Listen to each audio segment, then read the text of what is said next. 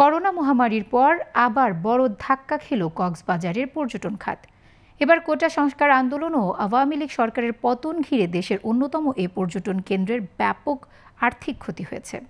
সংশ্লিষ্টদের মতে শুধুমাত্র হোটেল মোটেল খাতেই দৈনিক গড়ে লোকসান হচ্ছে ৭ কোটি টাকা। এখন কোনোভাবে ব্যবসা টিকিয়ে রাখছেন বেশ কিছু ব্যবসায়ী। কক্সবাজার থেকে রহিদুল কবিরের তথ্যচিত্রের ডেস্ক রিপোর্ট। বৈষম্য বিরোধী ছাত্র আন্দোলন ও সরকার পতনের পর এখনও পর্যটন শূন্য দেশের অন্যতম পর্যটন কেন্দ্র কক্সবাজারের। একসময় সমুদ্র সৈকতের বালিয়াড়িতে ভিড় থাকত পর্যটকদের পদভারে। এখন সেই বালিয়াড়ি পড়ে আছে ফাঁকা, আর ৫০০-র বেশি হোটেল মোটেলে নেই পর্যটক। তাই বিপাকে পড়েছেন ব্যবসায়ীরা। নতুন একটা পরিস্থিতির মধ্যে দিয়ে বাংলাদেশ যাচ্ছে, যেটা খুবই ক্রান্তিকাল। তো সেই হিসেবে অবস্থা ভালো হওয়ার কথাও না, এবং আন্দোলনের শুরু থেকেই আমাদের কক্সবাজার আসলে ভালো ছিল না, এবং এখনও আমরা খুব খারাপ সময় পার করতেছি। বর্তমান চলমান অস্থিরতার কারণে আমাদের রেস্টুরেন্ট ব্যবসায় ধস নামছে। এতে করে আমরা খুব অসুবিধার মধ্যে আছি। টুরিস্ট নাই বললেই চলে। আমরা এখন খুব খারাপ পরিস্থিতিতে আছি। যতক্ষণ পর্যন্ত রাজনৈতিক পরিস্থিতি ঠিক না হবে ততক্ষণ পর্যন্ত আমরা খুব খারাপ অবস্থায় বিরাজ করতেছি। অন্যতম জনপ্রিয় পর্যটন স্পট মেরিন ড্রাইভ, ইনানি, হিমছড়ির ঝর্ণারও একই চিত্র।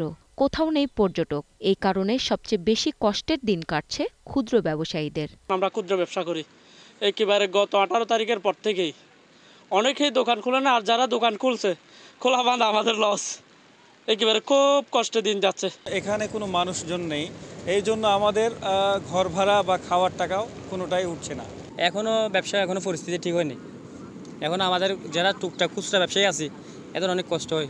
এখন আমরা মনে হয় যা হালকা কিছু মাল নিয়ে আসি, বিক্রি নাই, এখন আমাদের চলতে বহুত কষ্ট হচ্ছে। এদিকে কিছু ব্যবসায়ী ব্যবসা টিকিয়ে রেখেছেন মোটা অঙ্কের লোকসান দিয়ে।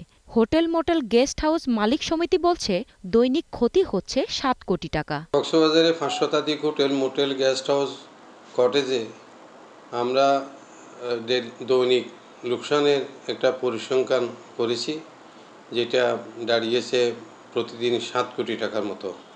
সেই হিসাবে আজ অবধি প্রায় ১৪০ কোটি টাকা আমাদের নেট লোকসান হয়েছে।